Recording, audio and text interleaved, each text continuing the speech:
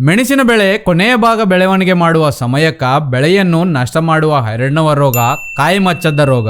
ಮೆಣಸಿನ ಬೆಳೆಯಲ್ಲಿ ಕಾಣುವ ಎಲ್ಲ ರೋಗದಕ್ಕಿಂತ ಡೇಂಜರ್ ಆದ ರೋಗ ಕಾಯಿ ಮಚ್ಚದ ರೋಗ. ಸರಿಯಾಗಿ ಬೆಳೆ ಕತ್ತರಿಸುವ ಸಮಯಕ್ಕೆ ಮೆಣಸಿನ ಬೆಳೆಯನ್ನು ಆಕ್ರಮಣೆ ಮಾಡಿ ಮಚ್ಚಕಾಯಿ ಜಾಸ್ತಿ ಬರುವ ರೀತಿ ಮಾಡುತ್ತೆ.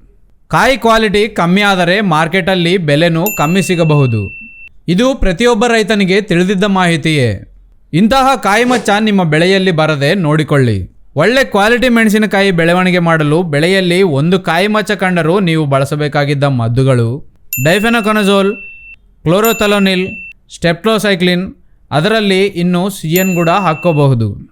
ಈ ಮದ್ದುಗಳು ಬಳಸುವುದರಿಂದ ಮೆಣಸಿನಕಾಯಿ ಮೇಲೆ ಇರುವ ತಾನೆಗಳು ಅಲ್ಲಿಗೆ ನಿಲಿತು ಹೋಗಿ ಹೊಸದಾಗಿ ಬರುವ ಮೆಣಸಿನಕಾಯಿಗಳಿಗೆ ಸೇರದೆ ಕಾಯಿ ಚೆನ್ನಾಗಿ ಬರುತ್ತೆ. ಇದರ ಬಗ್ಗೆ ಇನ್ನಿಷ್ಟು ಮಾಹಿತಿ ತಿಳಿದುಕೊಳ್ಳಲು ಈ ನಂಬರ್ಗೆ ಕರೆ ಮಾಡಿ.